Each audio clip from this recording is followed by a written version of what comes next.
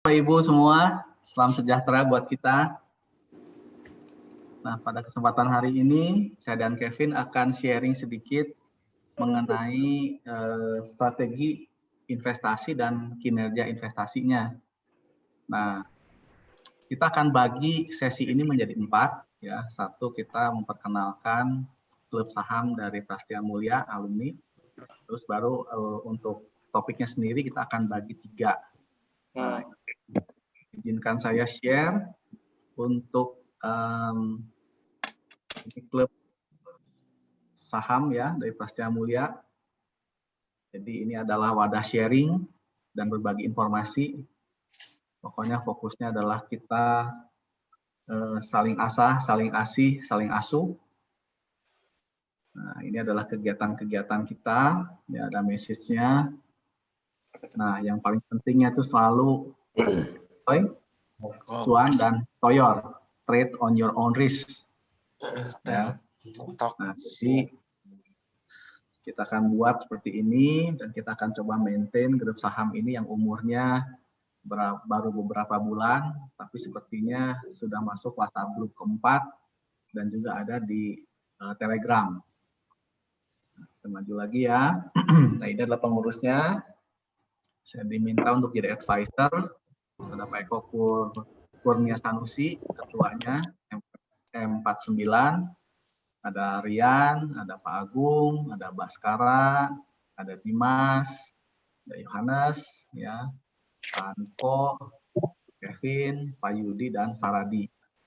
Nah, ini kalau kita lihat anggota-anggotanya cukup diverse ya. 1 S2, MMR, MFBM, sampai MMSM. Nah, kita harapkan ini dengan klub ini hubungan kita sebagai alumni akan semakin erat ya. Nah, ini adalah kegiatan harian kita sharing-sharing ya, tren-tren investasi, rekomendasi. Terus ini adalah seminar-seminar kita yang dahulu, ya cukup banyak. Nah, ini kan semua udah bercerita tentang bedah emiten, terus analisis teknikal. Nah, yang belum itu adalah manajemen portofolio atau kita melihat ciri-ciri dari satu saham manakah yang bisa kita mainkan supaya bisa menghasilkan keuntungan yang lumayan. Ya. Nah, dengan tidak berpanjang lebar, saya akan mulai dulu acara ini. Nah, perkenalkan saya sekali lagi, Adrian Teja. Saya adalah lulusan Prastia Mulia MMR angkatan 12. Nah, sekarang sudah masuk MMR 63. Jadi udah jauh sekali ya. Nah, tapi keterikatan kita sesama alumni itu akan tetap dekat. Nah, untuk Pak Kevin, silakan memperkenalkan diri sebelum kita masuk ke topik pembahasan hari ini. Pagi Bapak Ibu, nama saya Kevin Chandri. Saya alumni S1 Finance angkatan 2015, jadi masih fresh banget, angkatan ke-10 di S1. Lalu untuk sekarang saya sedang bekerja di Prastia Mulia sebagai Head Lab Bloomberg. Oke, terima kasih Pak Kevin. Kita mulai hari ini ya, acaranya ya. Nah, ini adalah topik kita hari ini. Jadi ini adalah fundamental stock investment strategy dan juga bagaimana strategi ini menghasilkan keuntungan. Nah, jadi kita akan membuktikan ya konsep-konsep yang ada di umum, apakah itu konsepnya isapan jempol semata atau memang ada dasar pemikirannya dan juga ada bukti kinerjanya. Nah, ini yang kita lakukan. Nah, hal yang pertama adalah kita harus ingat bahwa investment adalah personalized journey. Jadi tidak pada tempatnya jika kita melihat teman kita atau kolega kita melakukan aktivitas atau strategi yang berbeda dengan kita. Kalau lagi untung memang kita cenderung iri ya, wah toko sebelah lebih untung nih. Dan kita berubah dan itu biasanya efeknya tuh sangat negatif buat kinerja investasi kita. Nah, ini Kita akan bagikan dulu ya konsep kita di keuangan, ya. Di arahan Profesor Jisman bahwa kita harus selalu menjadi agen untuk lifelong learning buat alumni. Nah, ini kita membagi karakteristik investor menjadi 5. Nah, yang paling pertama kita mulai dari straight arrow, berarti arahnya ke arah kita itu adalah investor yang sangat rasional, yang hampir tidak ada sebenarnya. Kita tuh cenderung antara kita tuh emosional atau kita tuh hati-hati. Ini adalah idenya ya. Jadi investor tuh ada yang confident, ada juga yang panikan. Ya, ini dia anxious itu merasa tidak nyaman ketika dihadapkan dengan ketidakpastian. Ada juga petualang, ya, yang ini yang gerasa gerusu, impetuous, ya, dan juga ada yang hati-hati. Nah, ini adalah 4 macam karakteristik investor yang lebih sering kita hadapi. Nah, sangat penting buat kita memahami kita tuh kategorinya di mana. Apakah kita kategorinya lebih banyak ke careful dan confident dan individualis, atau kita confident dan impetuous itu adventurer, atau kita masuk celebrity, atau kita masuk ke guardian. Nah, saya akan bagikan keterangan dari tiap karakter ini. Nah, ini adalah adventurer, ya. Hubungan antara advisor dengan investor itu kalau adventurer itu dia cenderung enggan untuk mendapatkan advice. Karena dia yakin dengan kemampuan dirinya sendiri sehingga dia tidak perlu mendengarkan nasihat-nasihat dari orang lain. Terus ada juga selebriti, dia bersedia untuk mendapatkan advice. Terus individualis, dia akan pikir bahwa oke, jika satu ide itu bagus, dia akan dengarkan, kalau enggak, ya enggak. Kalau guardian, itu mungkin mencari advice kalau dia merasa bahwa masa depan demikian tidak pasti, dan tidak rasional. Nah, kita bagi lagi lebih detail, nah ini. Ya. Jadi individualis itu percaya dirinya tinggi, membuat decision setelah analisis yang mendalam. Nah, kita lihat apakah kita memang rajin membuat analisis yang mendalam. Kalau enggak, ya berarti kita belum masuk kategori individualis. Ya, karena kita yakin dengan analisis kita, pasti kita confident. Listen to advice, process information in a rational manner. Nah, kita maju lagi karakteristik berikutnya, yaitu guardian. Dia lebih cenderung untuk mencari nasihat. Dia takut dengan volatilitas, nah itu juga akan kita bahas hari ini. Dan dia lebih cenderung untuk menjaga kekayaannya. Jadi untung itu urutan nomor 2, yang penting nggak rugi. Itu guardian. Nah, terus adventurer, ini adalah risk taker. Dia suka memegang kendali pada investasinya, cenderung segan mengambil nasihat, dan juga investasinya cenderung sangat terkonsentrasi. Jadi kalau mau untung, mau cepat kaya, ngapain juga kita harus sebar-sebar investasi kita. Ya, kalau kita yakin, ya udah kita pegang investasi ini dengan hati-hati. Jadi kredonya atau filosofinya adalah bukan put your egg in many basket, ya, put your egg in one basket. Nah, ini adventurer. Nah, ini yang berikutnya selebriti. Nah, ini yang senang ikut-ikutan, ya. Jadi apa yang lagi hot kita ikuti. Nah, kalau dia lagi bingung, dia akan cari advice. Nah, popular investment ini memang sedang ramai sekali hari-hari ini ya. Banyak sekali klub-klub saham yang membuat acara-acara webinar, dan itu somehow mereka tuh sukses. Dan ini memang harus dipelajari bagaimana mereka bisa memahami apa yang sedang populer saat itu atau akan segera menjadi populer. Nah, ini yang selebriti.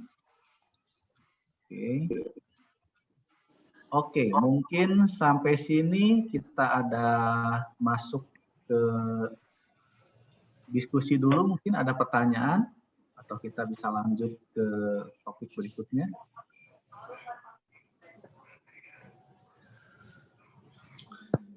Mungkin Bapak Ibu kalau ada yang memiliki pertanyaan terkait jenis-jenis investor yang tadi, atau ada yang merasa cocok nggak cocok, atau mau atau nggak cocok dengan apa yang Pak Adrian sampaikan, atau cocok pun boleh.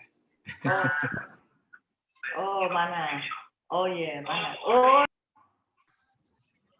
Ya, sepertinya masih cukup simpel ya Pak Kevin. Nah, kita masuk ke topik kita yang hari ini. Nah, kita akan bagi fundamental stock investment menjadi 3. Ya. Income, value, dan growth. Nah, ini aku kayaknya agak ngehang. Aduh.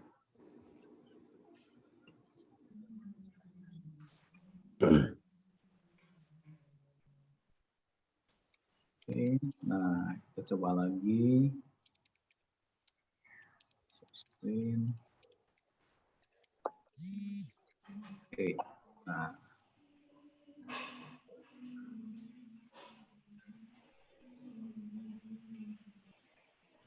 Duh.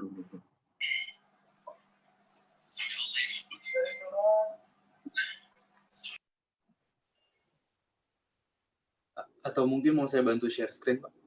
Boleh, Kevin bisa bantu. Ini nggak tahu kenapa agak ngehang. Bentar ya, saya harus dilepas dulu option. Yang bawa di.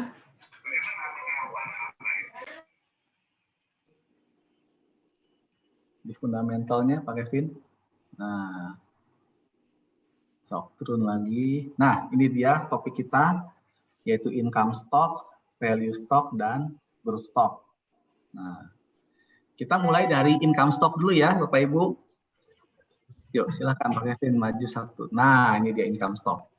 Jadi idenya income stock adalah menjaga supaya modal kita terjaga, tidak hilang, dan juga ada penghasilan yang rutin, ya, preservation of capital and steady income.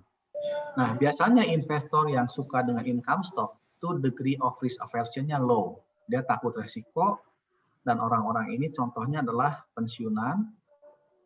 Jadi dia butuh penghasilan rutin supaya dia bisa danai kebutuhan dia yang rutin. Nah, jenis sahamnya adalah saham-saham yang punya sifat seperti obligasi. Nah, contohnya adalah saham-saham defensif, ya, seperti Indofood gitu ya. Itu adalah saham-saham yang defensif atau counter cyclical. Lain halnya dengan Astra. Misalnya Astra kan kalau ekonomi lagi booming, semua orang beli mobil, ekonomi lagi susah seperti sekarang, pembelian mobil merosot. Nah, itu cyclical. Nah, jadi tipe-tipenya adalah defensif.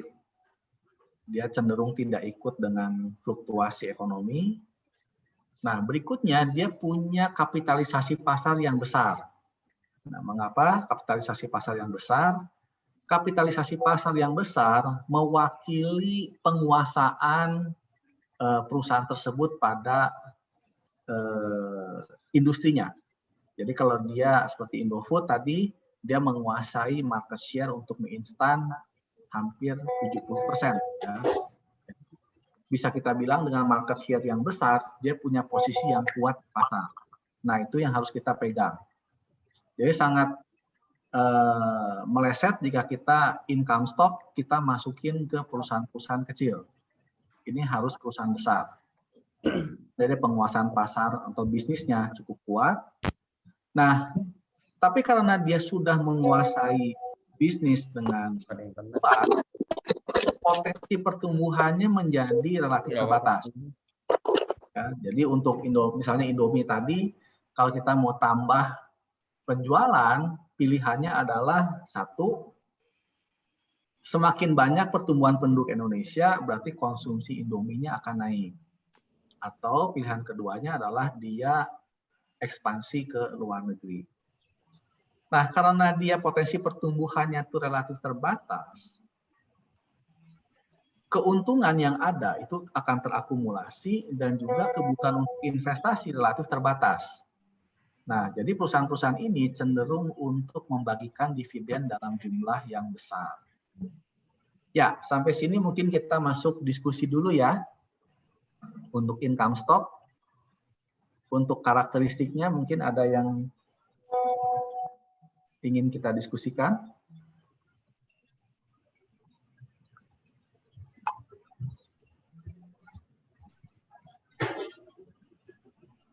Bapak Ibu ada yang memiliki pertanyaan dulu mengenai income stock, karena harapannya webinar hari ini itu bukan webinar yang satu arah, yang hanya satu arah pembicaraan, tapi bisa sama-sama belajar atau lifelong learning. Ya. Jadi kalau misalnya Bapak Ibu ada pertanyaan apa yang membingungkan, materi yang terlalu sulit atau apa, kami sangat terbuka sekali untuk berdiskusi.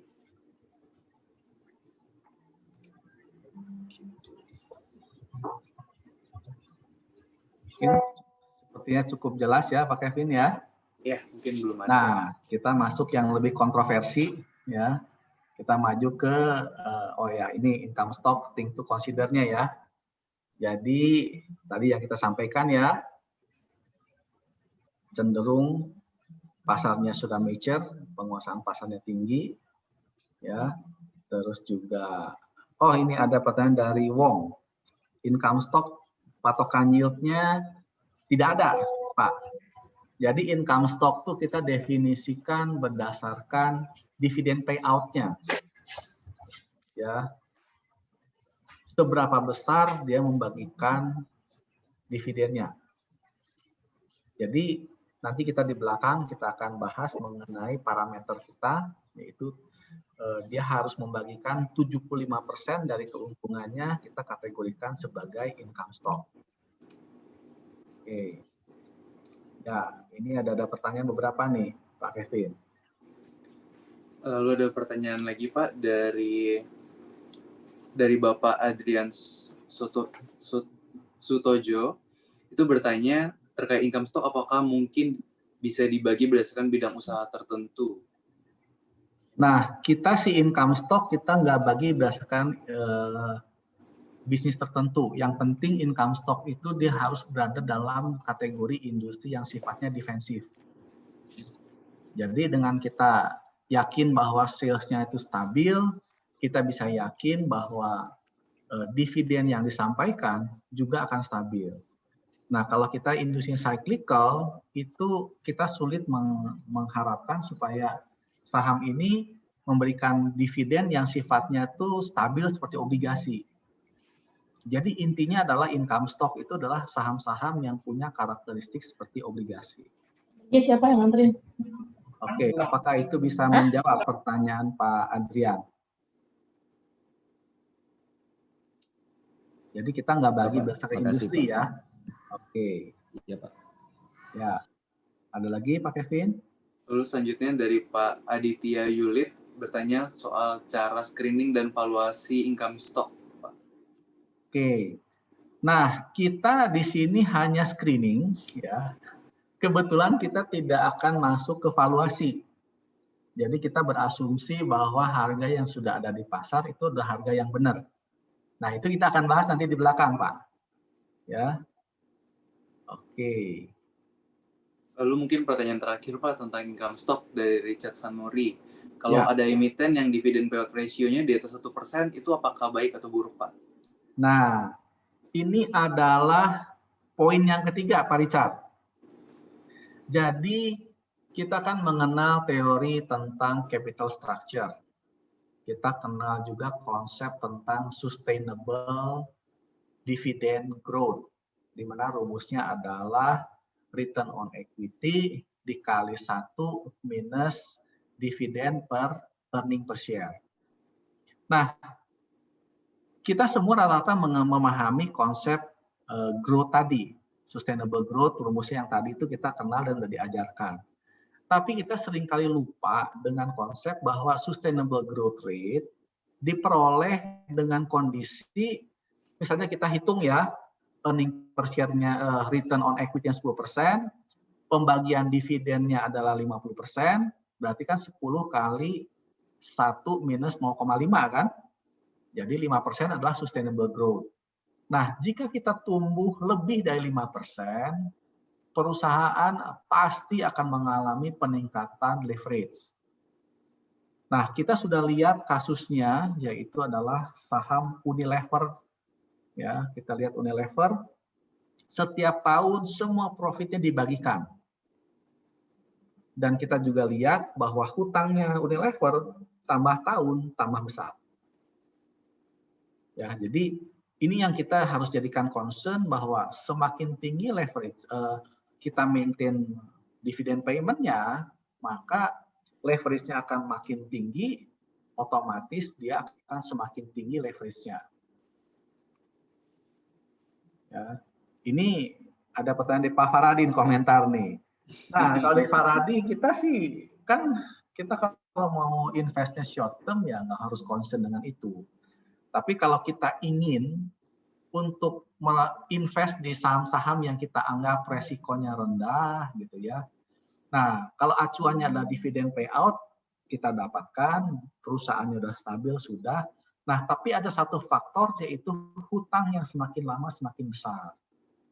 Dan hutang semakin besar cenderung membuat resiko saham itu menjadi sangat besar. Jadi begitu dia ngalamin kondisi seperti sekarang, di mana ada omset itu merosot, harga saham akan menjadi sangat berfluktuasi. Ya, dan juga ada kemungkinan seluruh keuntungannya akan habis untuk membayar bunga hutang.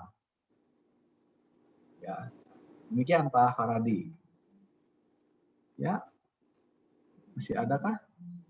Sudah, Pak. Oke, kita maju lagi Pak Kevin. Ya, baik.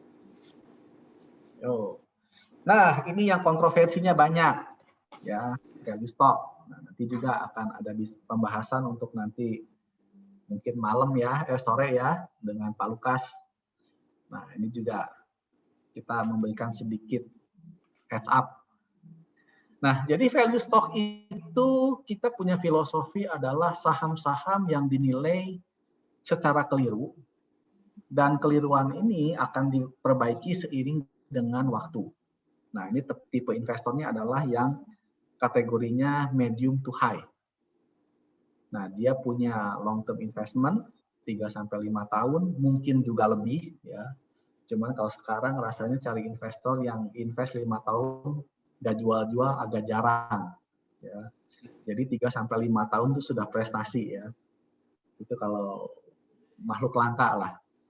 Nah, ciri-ciri value stock yang kita pahami adalah, dan juga sering kita baca adalah punya price earning ratio atau price book value atau price to EBITDA ratio yang rendah. Jadi perusahaan-perusahaan ini mengapa dia punya price earning ratio yang rendah? Alasannya pertama adalah perusahaan tersebut dipercaya kehilangan secara temporer keunggulan kompetitifnya.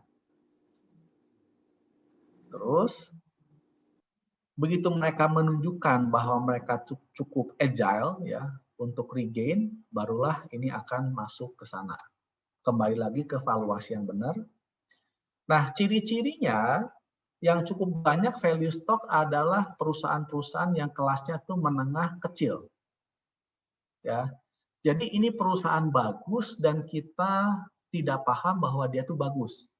Ya, sama seperti kita melihat berlian, kalau di Afrika mungkin zaman dulu jalan-jalan kita sangka itu batu, kita tendang aja. Tapi untuk orang yang mengerti, wah ini adalah berlian yang belum diasah.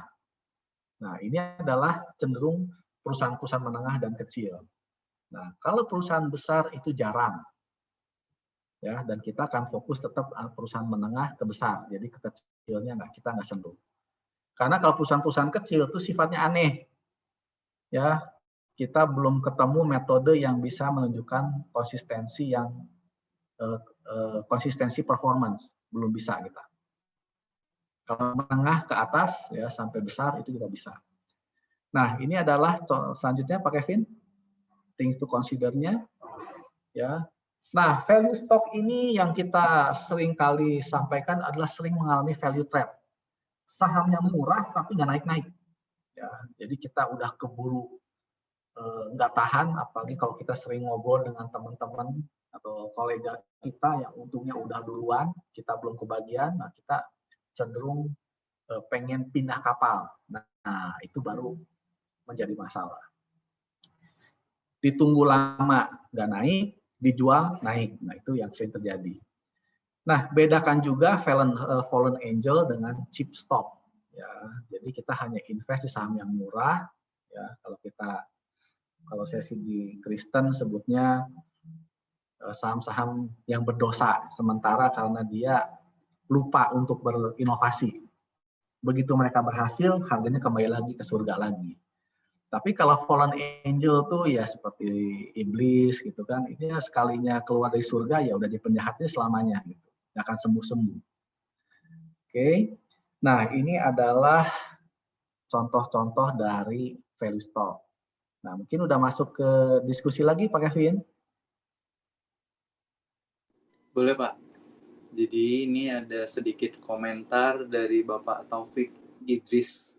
Wins lagi saya masukin jadi value stock saya, mudah-mudahan nggak jadi value trap. Amin.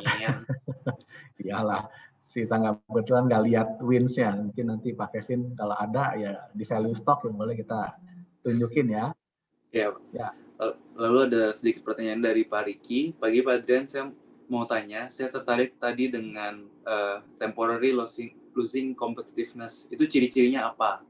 Yang temporary dengan yang benar-benar sudah kehilangan competitiveness-nya. Terima kasih. Oke. Nah, kalau saya sih yang saya ingat persis itu ketika kasusnya Indofood ya. Jadi Indofood itu ketika Presiden Soeharto itu jatuh, hak monopoli Bogasari untuk memasok seluruh terigu ke Indonesia itu dicabut. Nah, ketika itu terjadi, Indofood itu yang jarang bersaing, tiba-tiba menghadapi banyak pesaing. Ada mie sedap, ada mie ABC Presiden. Nah, jadi ketika orang-orang ini tidak terbiasa untuk bersaing, dia cenderung menjadi malas. Dan market share dia waktu itu dari 90% lebih terus merosot, dan akhirnya Pak Antoni Salim sendiri yang langsung turun, dan disitulah baru daya saingnya bisa dipertahankan. Tapi tetap market share-nya nggak bisa balik lagi ke 90%. Itu yang terjadi. Ya. Nah, itu yang kita lihat bahwa kehilangan daya saing secara temporer. Nah, banyak juga untuk misalnya kita lihat HM Sampurna. HM Sampurna dia kan memang produk premium.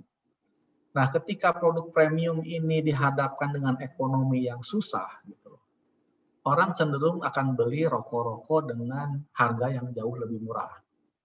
Nah, jadi ketika itu terjadi, jelas daya saingnya secara temporer tuh merosot. Ya, karena aspek harga. Nah, tapi begitu daya belinya naik lagi, orang akan kembali lagi ke HM Sampurna. Nah, kalau kita lihat, mungkin Bapak Ibu terutama yang tua-tua seperti saya, dulu tuh kita sangat suka dengan iklan Nutrisari. Ya, kita lihat sampai sekarang saya masih ingat bagaimana botol Nutrisari itu dipotong dan menyemburlah air jeruk yang rasanya terlihat enak sekali gitu. Nah, produk itu dahulu dianggap sebagai produk yang sifatnya premium. Tapi ketika ekonomi itu melemah, mereka kejar ya marketnya arahnya ke bawah. Dan sekarang kita lihat bahwa Nutrisari itu kita dikasih juga nggak mau gitu. Kita anggap itu sebagai produk-produk yang sangat inferior. Nah, itu yang kita lihat, Pak. Jadi itu judgement dari kita melihat apakah yang dilakukan oleh manajemen itu bisa punya impact jangka panjang yang positif atau yang negatif. Oke. Terima kasih Pak Riki pertanyaannya. Lalu ada pertanyaan lagi Pak dari Pak Riki. Value stock perusahaan menengah ke kecil. Nah, threshold untuk perusahaan menengah itu cap-nya berapa ya Pak? Market cap-nya gitu. Kayak 20 triliun. 20 triliun ya. Demikian ya Pak Riki, 20 triliun. Lalu selanjutnya ada pertanyaan dari Ibu Nurul Hidayah. Bagaimana membedakan fallen angel dan cheap stock? Barangkali ada beberapa indikator yang bisa menjadi acuan. Saya juga pengen tanya tuh Pak. Gimana cara beda ini? Oke. Nah, Kita di indikator kita di belakang kita ada ya. Jadi beberapa cirinya ya. Nah, biasanya perusahaan yang memang itu adalah perusahaan-perusahaan yang fallen angel atau murahan, dia tuh tumbuhnya lebih rendah daripada ekonomi. Ya, jadi kalau ekonomi 5 ya kurang lebih dia tumbuh sekitar 5%-an lah gitu. Nah, dari sisi price earning ratio juga dia cenderung lebih kecil daripada price earning ratio dari bursa efek kita. Ya, tapi growth sales-nya rendah. Itu yang dikategorikan sebagai fallen angel. Dia nggak punya daya saing. Nah, kita juga analisis juga bagaimana perusahaan-perusahaan tadi dengan price earning ratio yang rendah, tapi dia punya growth sales yang tinggi. Nah, itu nanti akan disampaikan oleh Pak Kevin ya, bagaimana performance-nya. Ya, jadi Bu Nurul mohon menunggu sampai agak belakang. Saya lanjutkan dengan beberapa pertanyaan lagi, boleh Pak? Boleh, yuk. Oke. Ini ada pertanyaan dari Bapak Adrian Sutojo. Apakah ada rasio parameter untuk shortlist value stock? Sama, ada. ya. Tapi ini pertanyaan menarik Pak. Lalu bagaimana cara memilih value stock yang baik? Value stock yang baik itu gimana Pak? Oke, itu ada nanti di belakang Pak Adrian. Oke. Ya, sekalian nih bareng sama Bu Nurul nih, sama nih. Oke. Nah. Lalu ada pertanyaan lagi dari Pak Tendi Vincent. Apakah value investing bisa diterapkan pada saham uptrend atau bullish seperti BCA Pak? Saya pikir BCA mungkin bukan value kali ya. Jadi saya nggak terlalu ngerti lah. Nanti kita lihat di belakang. Ya. Oke, ini masih kita skip dulu. Oke, mungkin dua pertanyaan terakhir sebelum kita lanjut Pak. Ya. Oke, yang pertama dari Pak Aprido Pribadi. Pagi Pak Adrian, saya mau tanya, bukankah kalau mau mencari value stock harus dihitung valuasinya dengan DCF? Bukannya PBV rendah tidak selalu menunjukkan bahwa perusahaan itu layak dan bisa dibilang salah harga. Jadi PBV rendah itu bukan indikator absolut. Apakah cukup melihat dari segi PBV per saja Pak untuk mencari value stock?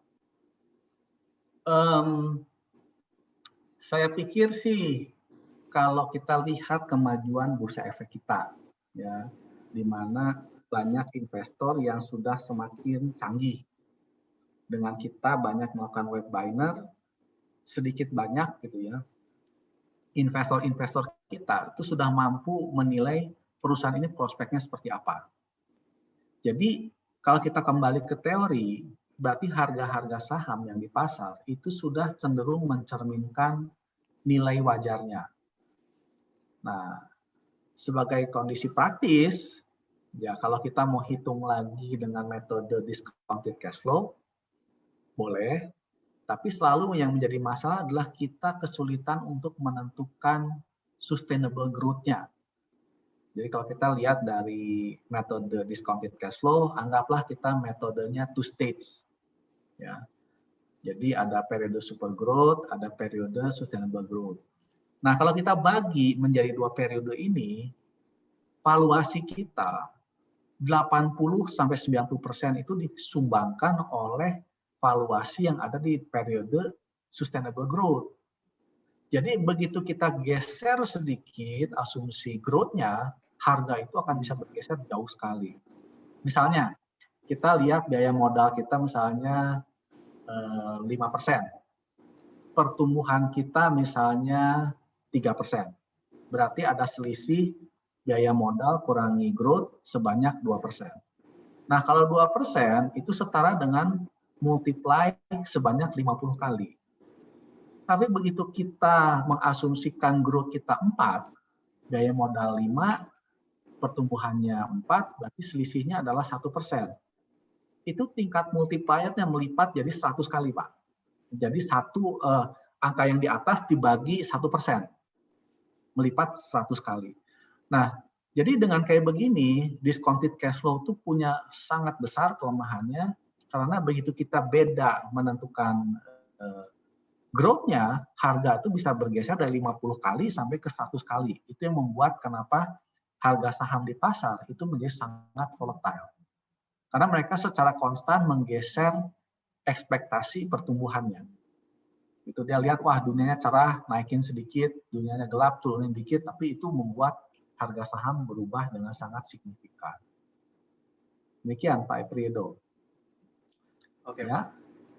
Lalu ada pertanyaan dari Bapak atau Ibu HP iPhone. Pak Adrian, mencari value stock pastinya penting untuk tahu proyek inovasi terobosan apa yang emiten akan lakukan di depan. Nah, apakah ada tips atau cara efektif untuk mendapatkan update informasi tersebut selain dari situs berita umum? Oke. Nah, kalau kita bicara inovasi, sepertinya ini lebih cocok kategorinya sebagai growth stock. Ya, jadi bukan kategorinya value stock. Jadi kalau growth stock itu bukan berarti dia saham yang mahal, bukan. Value stock juga bukan berarti dia saham murah, bukan.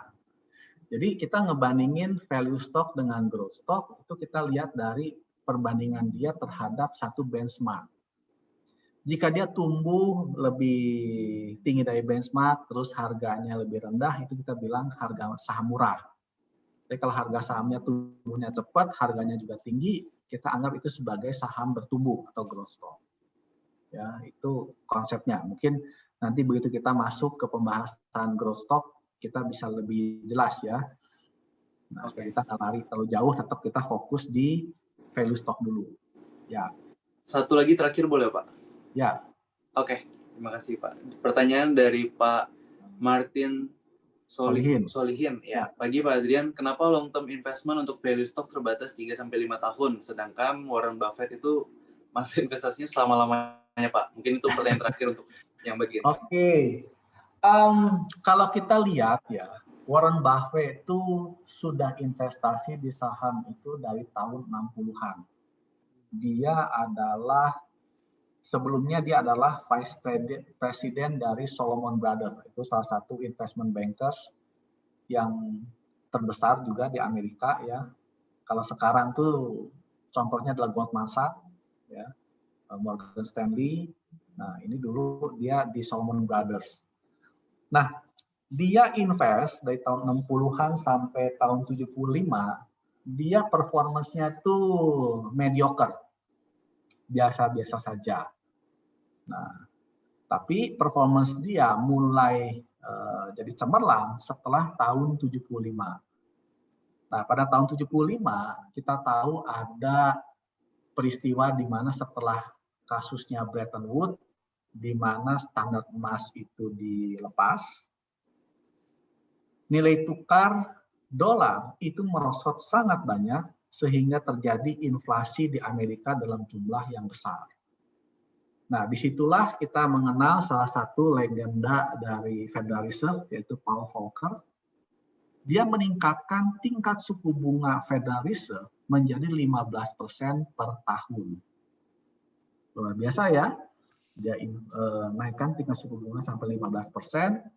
Dan ketika itu dilakukan, mulailah nilai tukar US dollar itu terkendali. Nah, tadi kan saya cerita mengenai Warren Buffett yang tahun 65 sampai 75 itu dia tidak perform. Dia performanya samalah dengan kita-kita semua. Nah, tahun 75 Warren Buffett itu dia mulai masuk ke saham-saham yang punya karakteristik seperti obligasi dengan bunga yang semakin lama semakin besar. Makanya salah satu holding yang terkenal adalah Coca-Cola ya. Jadi Coca-Cola itu konsumsinya tuh rutin, dan karena harganya naik, terus marketnya juga bertambah luas, berarti profitnya juga naik. Itu saham defensif dengan potensi earning yang semakin lama semakin besar. Nah, itulah semua saham-saham yang dipegang oleh Warren Buffett dari tahun 75 sampai sekarang. Nah, selanjutnya kita lihat bahwa tingkat suku bunga Fed setelah mencapai puncaknya tahun 75 tadi, itu secara gradual tiap tahun bunganya terus merosot sampai sekarang menjadi 0%. Nah, kita ingat bahwa obligasi itu valuasinya bertolak belakang dengan tingkat suku bunga. Jika bunganya turun, harga obligasi akan naik untuk obligasi yang pendapatannya tetap. Nah, tapi begitu kita lihat bunganya turun, pendapatannya bukan tetap malah naik, berarti valuasinya akan melompat dengan sangat tinggi sekali. Nah, itu yang dilakukan oleh Warren Buffett. Nah, kalau kita lihat obligasi, itu rata-rata punya umur. Ya, ada yang umurnya 10 tahun, ada yang umurnya 20 tahun. Nah, kalau kita lihat sensitivitasnya, obligasi yang umur 1 tahun dengan obligasi yang umur 10 tahun, jelas sensitivitas terhadap bunganya akan lebih tinggi, betul nggak? Yang 10 tahun, dia lebih sensitif. Karena kita bisa kunci dengan tingkat bunga yang tinggi. Nah, saham sendiri secara definisi itu periode waktu jatuh temponya selamanya. Jadi dengan demikian, begitu bunga itu trennya masih turun, dia akan hold saham-saham tadi untuk selamanya juga. Nah, sekarang kalau kita lihat, bunga kan sudah menjadi nol untuk beberapa tahun ya. Tahun 2008 bunga sudah hampir nol. Nah, Pak Martin silahkan cek kinerja dari Warren Buffett dari tahun 2008 ke sekarang itu sudah underperform. Karena dia tren besarnya sudah tidak berhasil diperoleh. Tren besar dalam artian bunga Fed yang turun dari 15 ke 0. Itu udah nggak ada lagi turun. Kecuali kalau Fed menurunkan bunganya menjadi minus 5. Nah, Warren Buffett itu akan outperform lagi. Demikian penjelasan saya Pak Martin dan juga untuk Bapak Ibu yang lain. Mungkin ada yang mau disampaikan lagi sebelum kita maju Pak Kevin? Belum ada lagi Pak. Terima kasih Pak Adrian dari Pak Martin. Oke, dari yang lain belum ya? Kalau masih ada silakan Pak sebelum kita masuk ke growth stock. Nah itu pemahaman saya mengenai performance dari Warren Buffett dan itu debatable memang. Ya. Oke, mungkin belum ada Pak. Ya, bisa kita lanjutkan. Oke. Nah, ini growth stock. Nah, ini tadi yang disampaikan dari HP iPhone ya. Dan masa depan yang cerah adalah masa depan dari produk yang memenuhi kebutuhan masa depan. Nah, kita lihat bahwa Tesla ya itu memenuhi kebutuhan masa depan, terus Zoom dan juga memenuhi kebutuhan masa depan dan itu perusahaan-perusahaan yang sangat inovatif. Nah, biasanya kita invest untuk saham-saham growth stock itu nggak bisa lama. Ya, paling 1-3 tahun. Pertimbangannya apa? Pertimbangannya adalah kita semakin tinggi penghasilan kita, semakin dekat atau semakin tinggi interaksi kita dengan orang-orang lain, proses penyebaran informasi, proses penyebaran pengetahuan itu berjalan dengan sangat cepat. Apa implikasi dari penyebaran informasi dan pengetahuan yang sangat cepat tadi? Kita menjadi sangat mampu untuk meniru apapun produk-produk juara. Jadi yang namanya competitive advantage, yang dahulu kita mungkin di kelas dipelajari bahwa competitive advantage itu sesuatu yang sifatnya permanen, dengan kemajuan teknologi dan informasi ini, competitive advantage itu menjadi sesuatu yang sangat temporer. Dengan sangat mudah kita meniru. Coba kita lihat, semua produk-produk yang terlihat unggul selalu ada me too produknya. Produk-produk yang mirip. Bisa lebih murah, bisa lebih bagus gitu.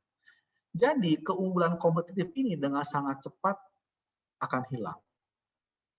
Makanya kenapa kita set investment horizon-nya 1-3. Oke. Nah, ini growth stock. Nah, kita masuk slide berikutnya, Pak Kevin. Things to consider-nya. Nah, yang paling umum adalah begitu kita melihat masa depan, mungkin masa depannya nggak ada di situ gitu. Ya. Nah, kita juga mungkin tahu ada saham yang Jeskai, dia renewable energy. Nah, sebelumnya bisa jual dengan harga tinggi, entah kenapa dia bisa merosot jauh sekali. Nah, apakah memang arah bisnis dari perusahaan tadi itu tidak selaras dengan arah bisnis dari renewable energy? Nah, itu silakan dianalisis lebih jauh. Nah, yang berikutnya adalah kita tuh selalu overconfident ketika melihat masa depan. Apalagi kalau kita berkumpul dengan teman-teman yang punya pemikiran yang sama. Jadi begitu kita bicara dengan semua orang, kok rasanya semua orang optimis, kita semakin optimis dan orang lain pun akan melakukan hal yang sama. Implikasinya harga saham growth stock itu cenderung terlalu mahal. Ya, tapi bukan berarti kalau terlalu mahal tidak untung. Harganya mahal tapi kasih untung. Ya, jadi saham value itu harganya murah nggak kasih untung, harga saham yang growth walaupun mahal berikan untung.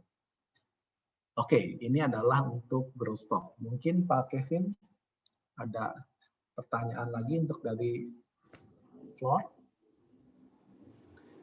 Mungkin buat Bapak Ibu yang mau bertanya boleh diketik, atau kalau misalnya prefer untuk bertanya langsung ke Pak Adrian boleh langsung mute saja ya Pak ya.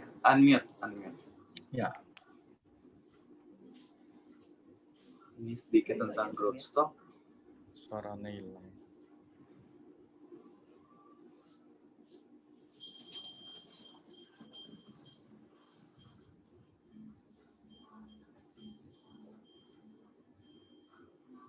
Oke. Apakah ada pertanyaan? Mungkin belum ada, Pak. Belum ada? Oke, kita maju lagi Pak Kevin. Ya. Nah, ini sepertinya. Nah, kita masukkan teori jadi action. Nah, ini sepertinya udah mulai Pak Kevin ini. Oh ya, ini indikator untuk screening ya. Bentar lagi Pak Kevin yang memberikan informasi mengenai bagaimana kita screening saham-saham ini dari Bloomberg. Nah, dividend payout ratio, oke. Oke, ini shortlist. Oke, nanti sekalian aja ya untuk pertanyaan yang ini ya.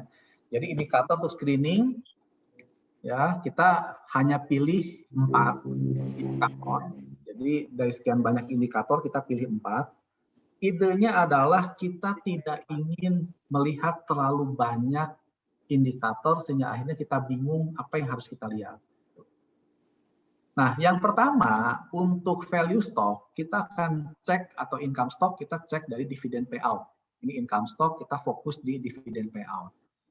Jadi kalau dia membagikan dividen dalam jumlah besar, kita yakin bahwa pertumbuhannya sudah relatif terbatas sehingga semua keuntungan bisa dibagikan kepada kita.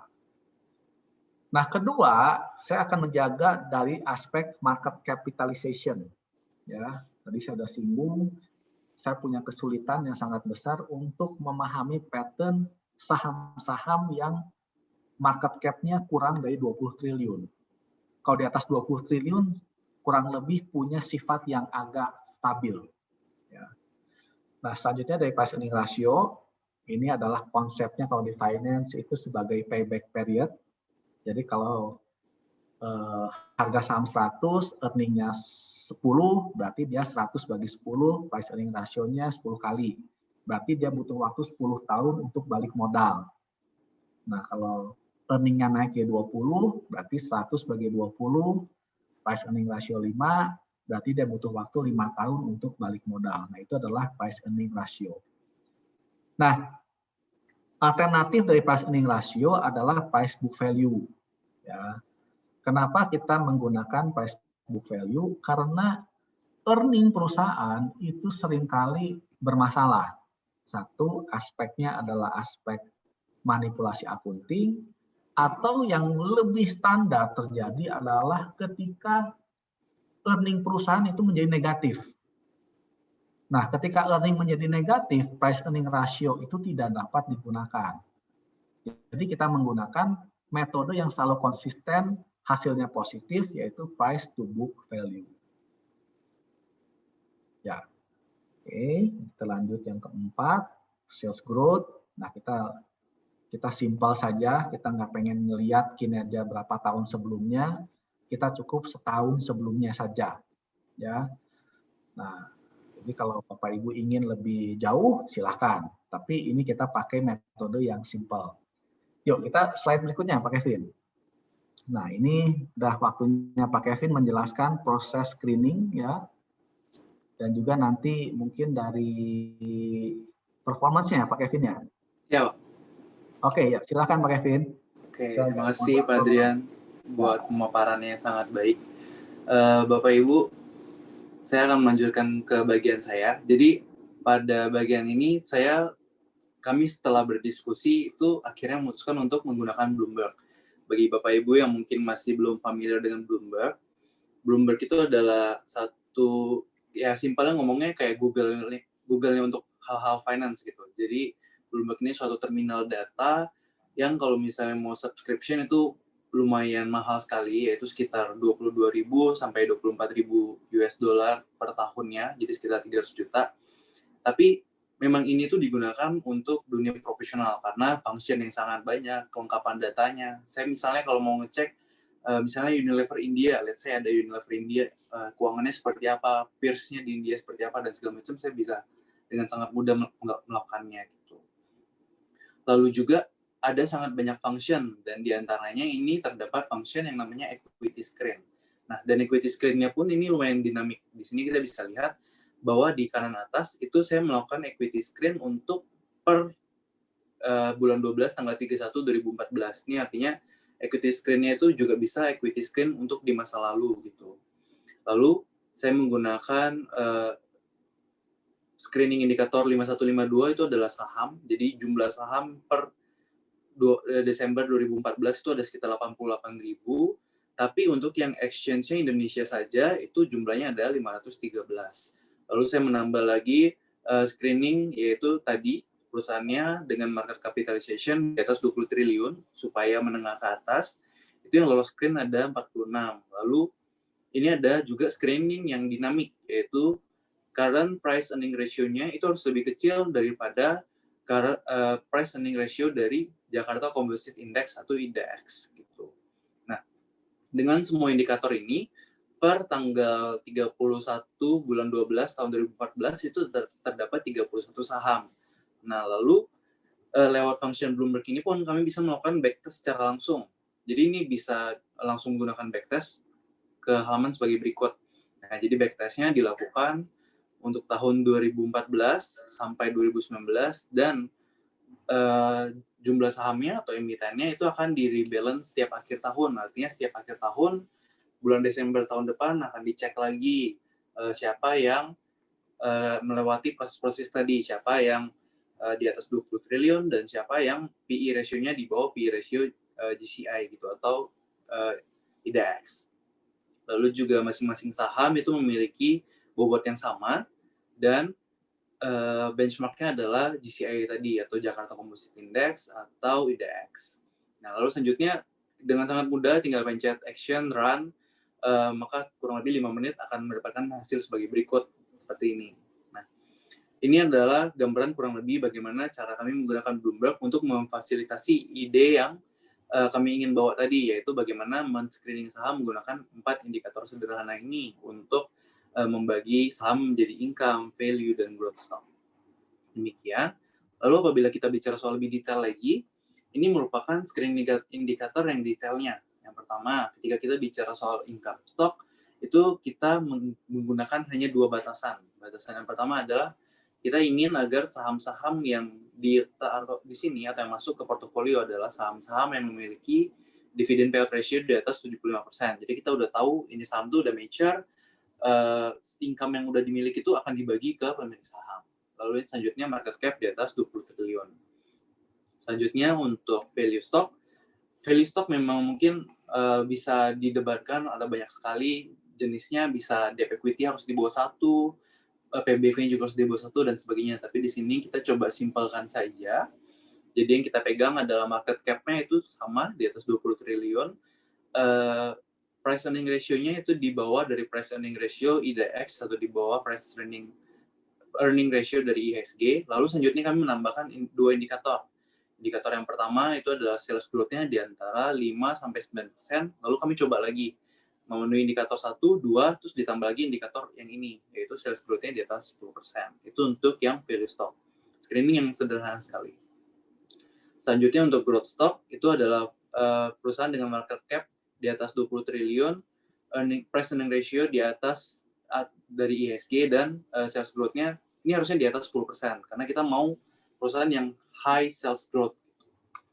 Lalu kurang lebih ini adalah hasil dari backtesting-nya. Yang pertama, ketika kita bicara soal income stock, Bapak Ibu bisa lihat di sebelah sini, ketika jadi yang sebelah kiri ini adalah portofolionya, yang sebelah kanan ini adalah GCI atau IHSG. Pada tahun 2015 kita bisa lihat warna hijau ini atau portofolionya itu minusnya lebih sedikit daripada GCI. Lalu 2016 performance dari income stock lebih tinggi daripada GCI, demikian juga 2017. Namun pada 2018 dan 2019 itu underperform dibanding GCI. Demikian. Lalu untuk cumulative return-nya atau return yang diakumulasi dari periode-periode sebelumnya, ini di 2015 dimulai di titik yang sama dengan portofolinya pada tahun tersebut, lalu bergerak sebagai berikut.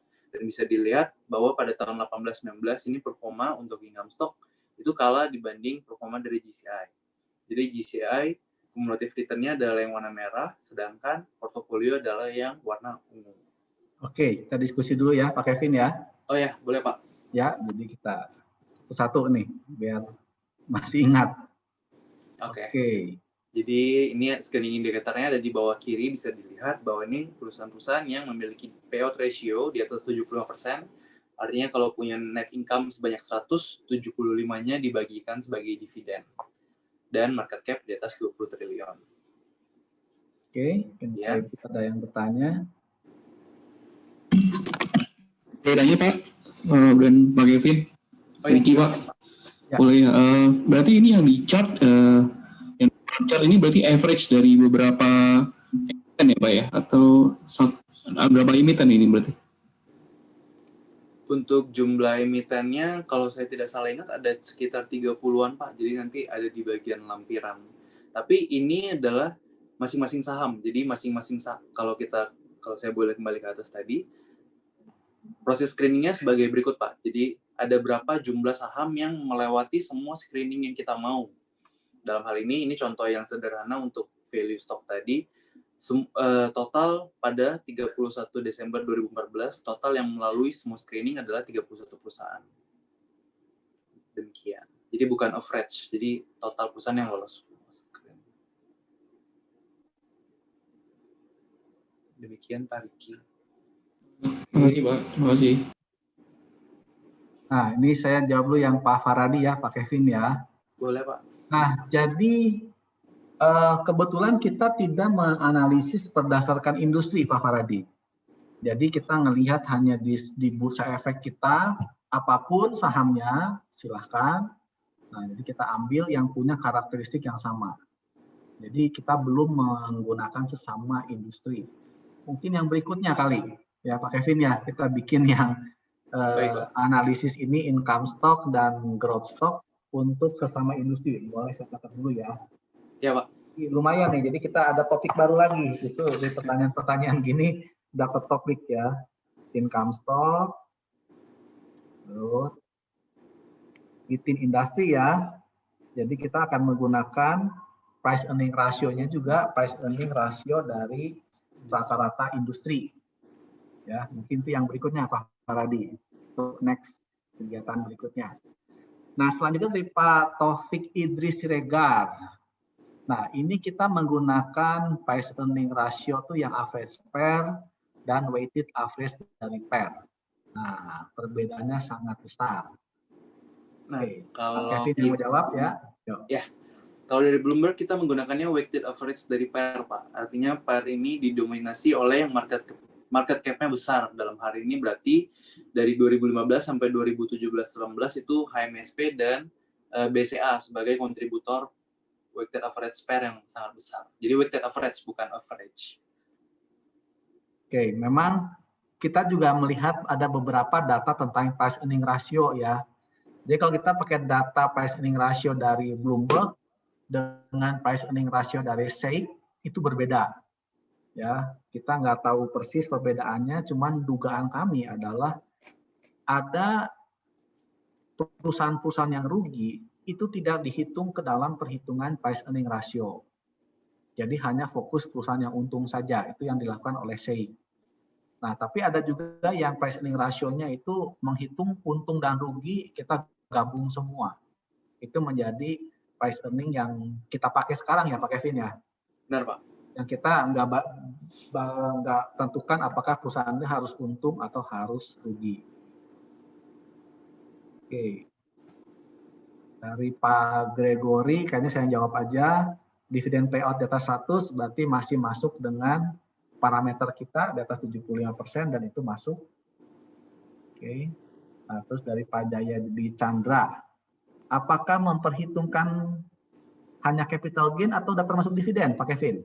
Ini dua-duanya Pak. Jadi supaya adil untuk income stock itu juga memperhitungkan dividen yield. Karena kalau kita bicara soal income stock, salah satu fitur unggulannya adalah ya ini perusahaan yang bagi dividen besar. Jadi selain kita dapat untung dari capital gain, kita dapat untung yang kita lumayan fokus adalah dividen gain-nya. Jadi dua-duanya. Demikian Pak.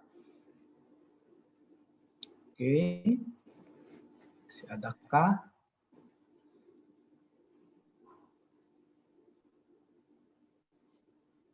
Pak Willy Meridian.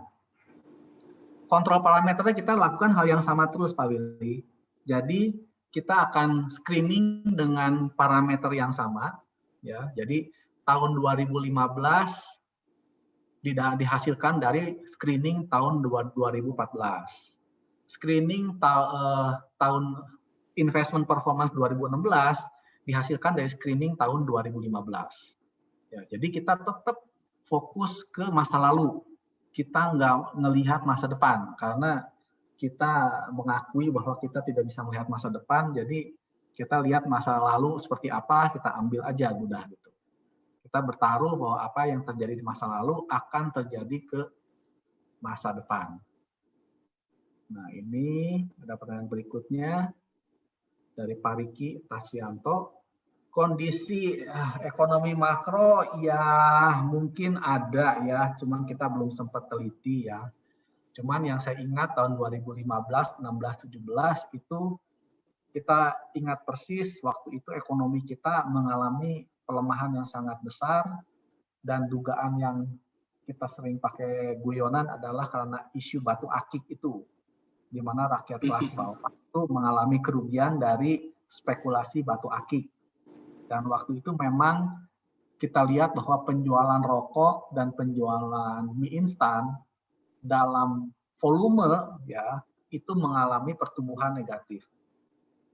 Ya, disitulah memang perusahaan-perusahaan yang bisa mempertahankan earning-nya dan bisa memberikan dividen dengan konsisten itu mendapatkan nilai yang tinggi.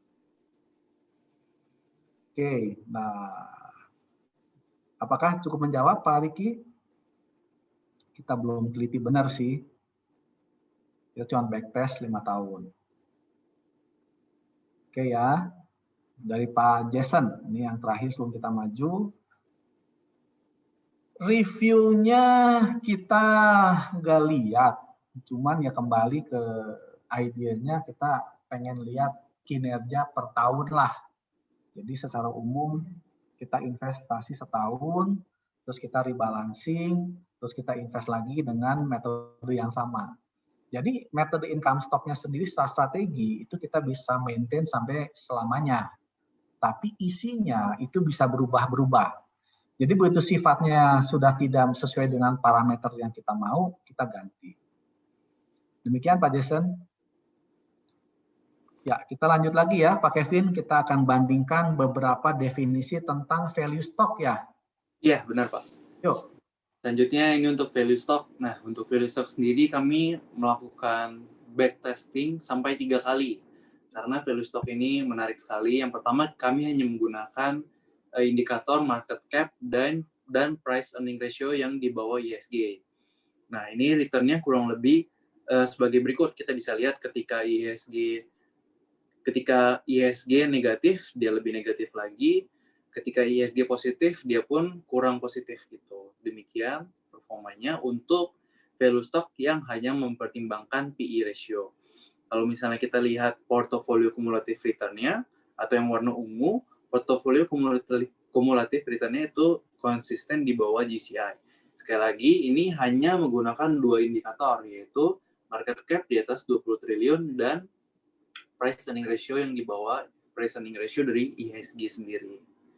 Nah, lalu selanjutnya kami melakukan lagi screening yang sama, tapi menambah satu indikator tambahan, yaitu bagaimana kalau misalnya kita mau perusahaan yang price earning ratio-nya di bawah IHSG, iya, tapi juga memiliki sales growth yang baik gitu. Nah, kurang lebih performanya adalah sebagai berikut. Sama, ketika negatif dia lebih negatif, ketika positif dia kalah positif gitu. Untuk cumulative return-nya, kalau kita lihat warna ungu, ini berhenti di sekitar 5% dalam 5 tahun. Sedangkan yang tadi itu berhenti di sekitar 12 atau 13% untuk cumulative return-nya. Jadi, kalau kita bicara soal value stock atau PE di bawah PE IHSG dan sales yang berada di kisaran 5-9% itu performanya kurang baik dibanding GCI sendiri. Nah, lalu selanjutnya kami melakukan 1 kali lagi screening.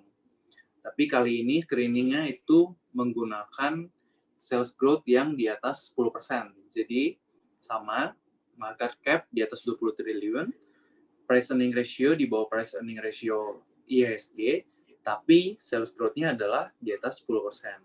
Nah, di sini kita bisa lihat bahwa di tahun 2018 dan 2019, portofolionya ini memiliki return yang sangat baik sekali, konsisten sejak 17, 18, 19, sehingga memiliki cumulative return sekitar berada di 49 atau 50%. Jadi di sini performa sahamnya lebih baik ketika kita bicara soal value stock yang juga memiliki sales growth yang besar. Mungkin demikian, Pak. Oke, mungkin satu lagi ke growth-nya, Pak Kevin, biar langsung kelihatan langsung, karena ya. Topiknya masih nyambung dengan yang sales-nya di atas persen ya. Nah, tadi kita sudah bicara soal value stock, yaitu perusahaan-perusahaan yang memiliki price earning ratio di bawah IHSG. Kali ini kita mau bicara soal growth stock, yaitu perusahaan yang memiliki PE ratio di atas IHSG, atau ya kita cenderung bilang perusahaan sudah mahal gitu. Nah, kalau misalnya di sini kita hanya menggunakan satu screening indicator, ketika IHSG-nya minus, dia cenderung tidak bergerak. Ketika dia plus, bergerak sedikit, plus juga bergerak sedikit, dan performa paling baiknya hanya di tahun 2019 ini. Kalau kita lihat yang garis berwarna ungu ini relatif kurang lebih stabil dan pada akhirnya itu outperform atau lebih baik dibanding GCI. Nah, ini untuk growth stock, atau kita bicara soal perusahaan-perusahaan mahal. Perusahaan-perusahaan mahal tadi, ketika kita coba backtesting, kurang lebih hasilnya sebagai berikut, Bapak Ibu. Nah, lalu ini bagian terakhirnya, sama, growth stock seperti tadi, yaitu dia memiliki market cap di atas 20 triliun, price earning ratio yang lebih besar daripada price earning ratio IHSG, dan sales growth di atas 10%. Nah, kita mendapatkan kurang lebih hasil return sebagai berikut, di mana ini merupakan salah satu portofolio yang return-nya paling besar, berada di sekitar 55%, dan memiliki performa yang konsisten dari 2016 sampai 2019, terus positif dan outperform IHSG dengan baik. Mungkin demikian untuk growth stock investing, Pak. Oke, jadi kita mulai masuk tanya jawab ya. Ya. Nah, ini ada satu, mungkin saya dulu yang jawab nih dari Pak Gregory ya. Apakah sales growth bisa diganti dengan persentase EPS? Nah, ada 2 jawabannya. Pertama, kita belum hitung performance investasi berdasarkan pertumbuhan EPS. Ya, jadi kita belum tahu bagaimana hasilnya. Tapi pertimbangan kami kenapa tidak menggunakan earning per share, karena earning per share itu sesuatu yang sangat volatile. Karena dia ada extraordinary income. Itu yang seringkali membuat kotor. Ya, mungkin kita nggak lihat ke EPS, tapi mungkin kita lebih cenderung ke EBITDA.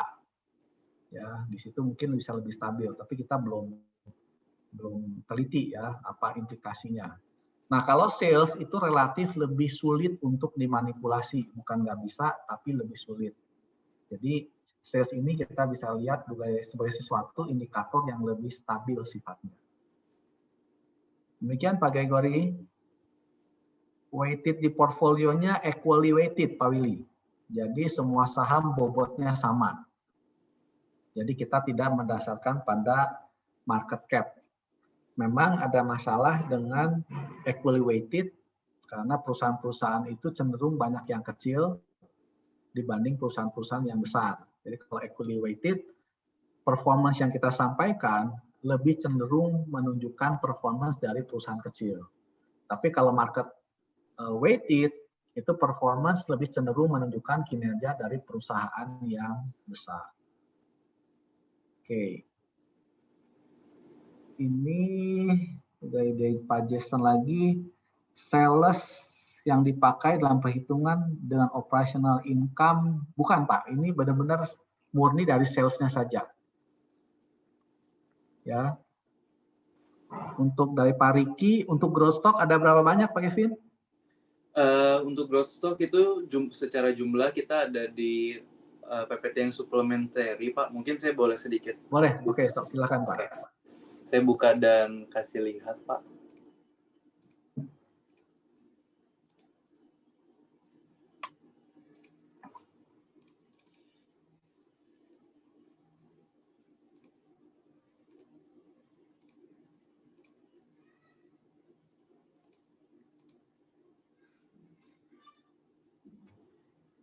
Oke.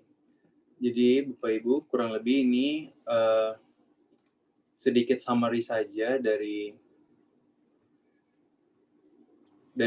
berapa banyak sahamnya gitu. Nih, untuk income stock kurang lebih jadi worksheet pengerjaan kami adalah sebagai berikut kurang lebih. Jadi ada market cap-nya, PE GCI, PE dia di waktu tersebut, sales, price-nya, return-nya, dividend yield, dan segala macam. Lalu untuk growth stock sendiri, jumlahnya dan siapa saja yang masuk, itu ada di bagian sebelah sini. Oke. Kurang lebih demikian, Pak. Oke. Ya, ini apa ini? Growth stock ini ya? Growth stock untuk PE dan sales. Yang di atas 10% ya, Pak Kevin? Benar, Pak. Demikian.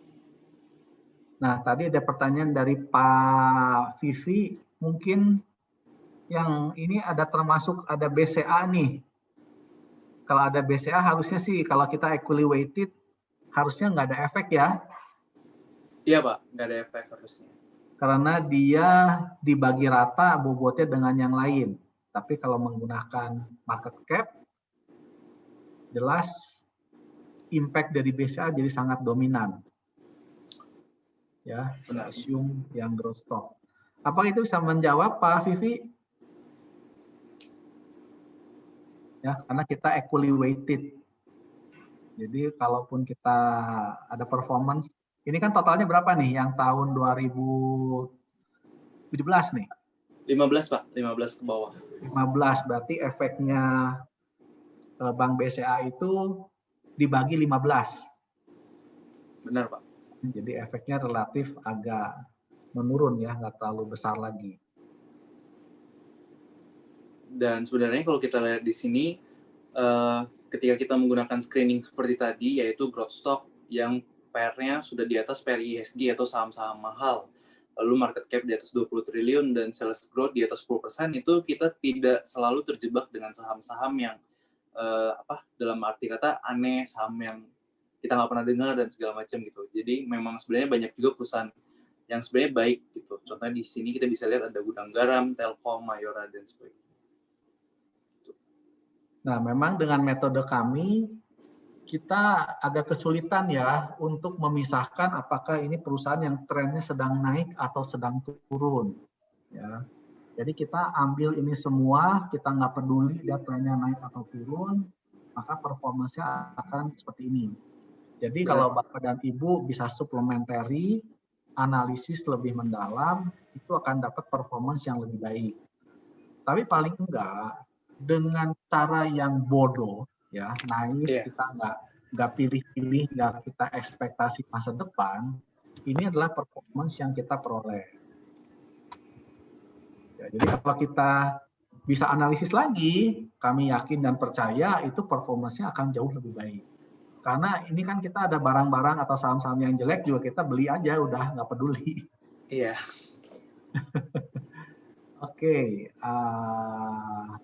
Oke, Gina Lestari.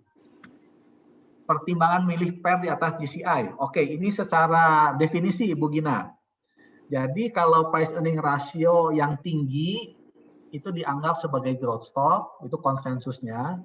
Kalau price earning ratio rendah dianggap sebagai value stock.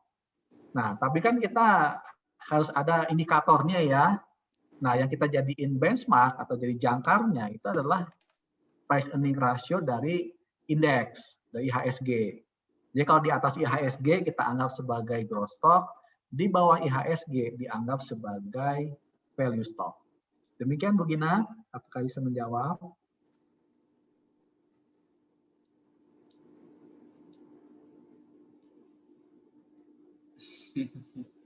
Nah, ini kalau timing kita nyerah nih. Ini keahliannya Pak Willy. Oke.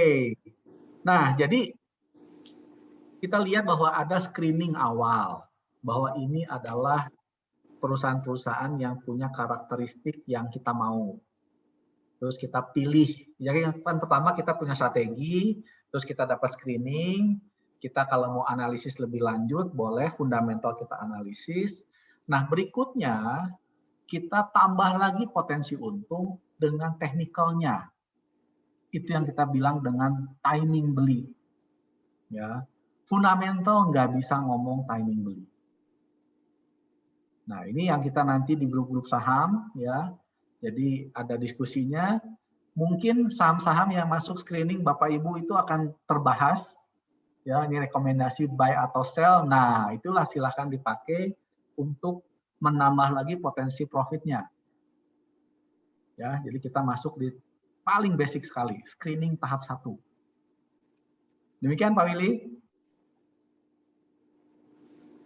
Ya, jadi kita nggak pakai preferensi, benar-benar berhenti aja udah seperti itu. Nah, kalau selain Bloomberg, gimana Pak Kevin? Apakah di iPod segala macam ada? Saya tidak bermaksud mempromosikan apapun, tapi saya sendiri maksudnya Bloomberg itu kan memang sangat mahal sekali, dan masa kalau nggak ada Bloomberg kita nggak bisa screening kan, nggak gitu juga. Nah, tanpa bermaksud promosi, saya pribadi suka menggunakan Stockbit, Pak. Jadi Stockbit itu bermula dari cuman forum saham, sekarang dia sudah kerja sama Sinarmas, tapi dia punya UI, dia punya function-function itu menarik Pak, termasuk screeningnya. Jadi itu bisa digunakan juga untuk Stockbit. Demikian. Jadi dengan screening bisa ya, itu ikut dengan screening kita. Jadi screening kita tuh basic sekali ya. Benar. Ini pun sebenarnya apakah bisa bikin proyeksinya Pak Kevin? Performasi batasnya saya nggak tahu tuh. Kalau misalnya Stockbit sayangnya dia tidak bisa screening masa lalu, bisanya screening per hari ini saja gitu Pak. Oke, nah ini mungkin saya nggak tahu tuh ya, apakah bisa simulasinya, belum tahu ya Pak Kevin ya. Setahu saya Stockbit tidak bisa Pak untuk screening. Oke. Jadi terpaksa harus manual, repot juga ya. Iya Pak. Ini makanya kita dengan sangat mudah bisa menyediakan webinar pada hari ini, karena ya salah satunya ada fasilitas Bloomberg yang memudahkan kita bisa backtesting dan equity screening, tinggal ubah tahunnya gitu. Tadi kan kita sudah ada indikatornya, tinggal ubah tanggalnya jadi 2015, 2016, 17 langsung keluar semua sahamnya. Oke. Nah, untuk investing saya belum pernah pakai nih Pak Hendro, mohon maaf. Pak Kevin pernah pakai investing.com? Belum Pak, mohon maaf Pak Hendro. Belum, jadi harus pakai Kevinpedia nih kata Pak Willy. Kayaknya nanti oke lah, kita mungkin bisa sharing-sharing juga ya untuk yang screening kita ya, cuman untuk yang tahun 2020 kayaknya belum ketemu. Iya Pak, nanti mungkin kalau udah ada saya bisa langsung share sih Pak. Iya, oke, akun Bloomberg terbatas penggunaannya. Tuh, dari Pak Vivi, investing.com tidak bisa dipakai untuk screening. Ya, nanti kita akan screen itu perusahaan-perusahaan, itu screening awal ya, tetap harus dianalisis. Jadi screening yang bodoh saja hasilnya udah lumayan. Benar, Ya. Pak. Oke. Nah, ini dari Bu Gina, pembagian dividen. Nah, ini kita nggak pertimbangan ke situ, Bu. Ini pertanyaan lebih cocok untuk isu market timing. Ya, market timing ini ya harus dibahas lah dengan grup-grup technical. Ya, kita punya banyak jago-jagonya ya, ada Pak Rian, Pak Willy, ya, ini yang bisa kita share aja nanti di grup, sampaikan nih, ini udah mau kumdate nih, rekomendasinya gimana? Nah, itu silahkan didiskusikan di situ, ya, karena tiap saham punya sifat beda-beda. Oke. Oke, ada di Telegram, boleh. Nah, ini share link invitation Telegram bisa Pak Kevin? Ya, nanti saya bantu, Pak. Oke, ini di link masuk ke chat bisa nggak? Saya tes sekarang ya, Pak. Oke. Nah, untuk yang Bu Gina, untuk market timing udah sering tuh. Ya. Ada tuh nanti kita technical. Minggu lalu kita dengan Pak Agung ya. Dari JUK. Ya, itu sudah ada juga. Jadi pasti ada lah, kita akan bikin. Ya, oke. Recording akan di-share. Mungkin kita akan sampaikan lagi ke ini ya, ke grup ya. Benar, Pak. Oke. Pak Kevin, bisa kita lanjut lagi? Boleh, Pak. Kesimpulan kita? Kurang lebih ini tadi summary dari performance-nya bisa dilihat sebagai individual, tapi ini adalah lesson learned-nya dari hari ini. Ya, jadi bahannya juga nanti kita akan share ya, PowerPoint-nya ya. Oke. Ya, silakan Pak Kevin. Oke, jadi sebenarnya ketika kita bicara soal investment strategy, kan kita sering sekali mendengar kayak banyak sekali investment strategy yang rewel, lalu mungkin sulit sekali. Nah, pada hari ini tuh memang ini hanya webinar sederhana yang kami lakukan untuk sekali lagi memberitahu Bapak Ibu bahwa investasi itu investment strategy itu simple, nggak selalu harus rewel, nggak selalu harus ngerti A, B, C, D, E, F, G baru bisa mendapatkan return yang baik. Seperti kita lihat tadi, income stock, growth stock itu pun mempunyai performa return yang kurang lebih baik. Gitu. Lalu juga no investment strategy that always in fashion. Seperti kita lihat tadi, ketika kita lihat income stock kan lihatnya enak sekali, 16, 17, 18, 15, 16, 17 itu naik terus, tapi 18, 19 seperti tidak perform sama sekali. Nah, memang seperti itu, tidak ada investment strategi yang kita bisa pegang terus-menerus selamanya harus bisa selalu outperform, nggak ada. Terus selanjutnya untuk seperti yang tadi saya barusan mention, income stock itu strong performance di 15, 16, 17, tapi negatif performance di 18, 19. Lalu sekali lagi ada banyak sekali definisi dari value stock, tapi di sini kami tadi melakukan value stock itu screening sampai 3 kali, ada yang PE saja, market cap saja, dan sales growth-nya ada 2 kali. Dan yang paling baik performanya adalah value stock yang memiliki sales growth di atas 10%. Demikian juga untuk growth stock yang sangat baik performance-nya adalah growth stock yang memiliki PER di atas indeks, tapi juga sales growth di atas 10%. Nah, itu membawa kita ke kesimpulan ke-6. Nggak peduli sahamnya itu memiliki PER yang tinggi atau rendah, selama dia memiliki sales growth di atas 10%, itu performanya kurang lebih baik. Demikian. Dan yang terakhir, mungkin Pak Adrian, karena ini pesan yang kuat sekali. Jadi kalau kita invest di saham tuh yang paling penting tuh kita yakin dan percaya bahwa strategi kita akan berhasil gitu. Benar, Pak. Ya, konsistensi itu jadi sesuatu yang penting. Jadi kalau kita biasa trading, kita akan konsisten dengan performance kita, demikian juga yang buy and hold. Nah, yang celaka adalah yang seringkali bergeser-geser, kadang buy and hold, kadang trading. Terus juga yang repot juga adalah jika kita menggunakan parameter yang satu, terus kita geser ke parameter yang lain. Jadi dengan webinar kita hari ini, kita memastikan bahwa semuanya itu ada musimnya. Dan juga kalau kita lihat waktunya lebih long term lagi, semua itu akan dapat keuntungan. Cuman bedanya untungnya besar atau kecil, tapi ujungnya tetap untung. Nah, yang sering bergeser itu yang kejadian adalah bukannya untung malah rugi. Ya, itu yang sering kali bergeser nih atau nggak konsisten. Nah, jadi kita kembali lagi apa tipe atau karakteristik dari kita. Kalau kita memang masuknya individualis, konsistenlah sebagai individualis. Kalau kita sebagai guardian juga demikian dan seterusnya. Mungkin dari saya seperti itu. Dari Pak Kevin ada yang mau sampaikan atau dari Bapak Ibu silahkan.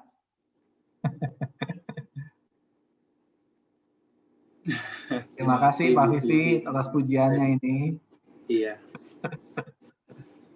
Jadi ini memang kita masuk ke research kebetulan. Kita toolsnya ada Pak Vivi. Benar. Kalau biasa yang begini kita sulit karena harus dibikin manual.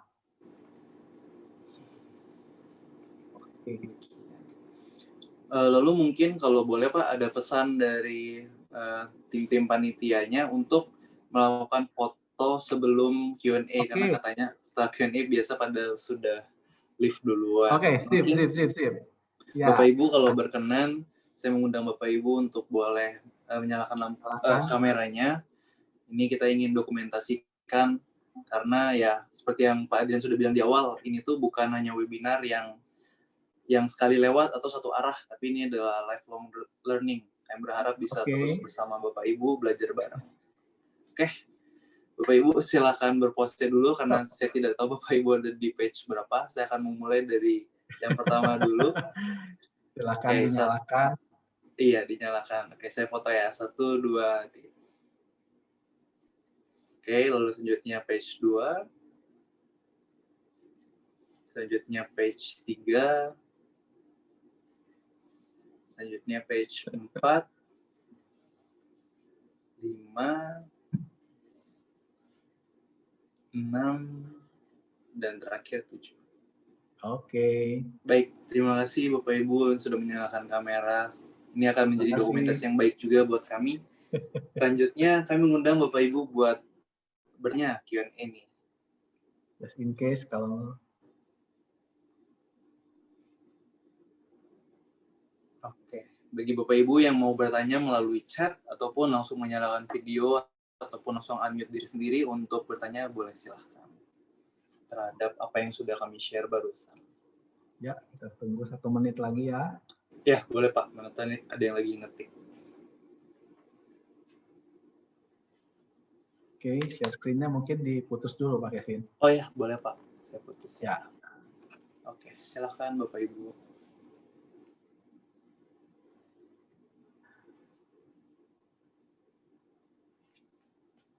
Ya, sepertinya ini, waduh, kalau IPO beda lagi dongnya ini. Berikutnya, Pak Yohanes. IPO ya. IPO kita berikutnya nih.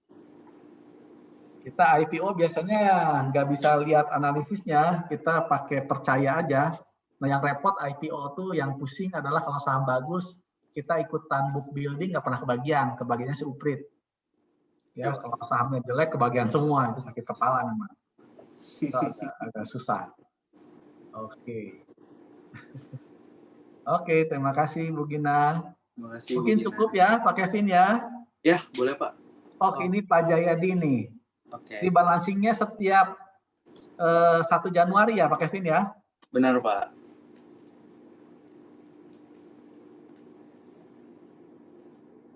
Kita belum cek nih kalau ROE di atas 10. Ya kalau ROE tadi isunya sama, seringkali ada efek dari extraordinary income. Ya, agak mirip dengan earnings. Ya. Oke, terima kasih Pak Fabian, Pak Fadli. Ada pertanyaan dari Pak Randy Vincent, Pak. Apakah pernah dicoba portofolio berisi gabungan ketiga metode tersebut? Jadi dividend payout ratio, PER, sales. Kebetulan belum pernah, Pak.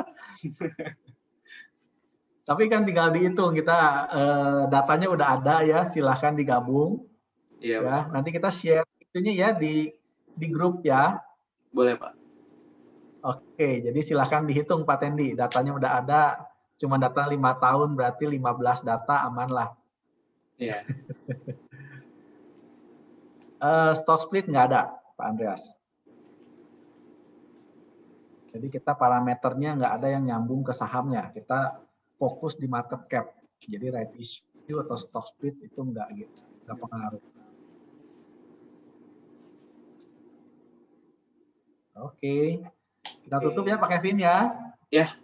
Oke. Sekali lagi terima kasih Bapak Ibu sekalian. Walaupun ini tanggal 12/12 banyak promo di Shopee, Tokopedia dan sebagainya, tapi meluangkan waktu untuk hadir di webinar pagi ini.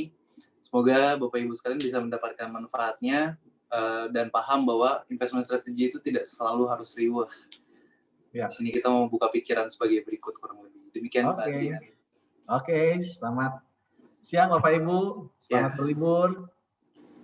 Terima kasih Pak Ibu. Oke. Siang. Selamat siang. Ya, recordingnya di. Mari Pak Ate. Ya. Oke, bye. Oke.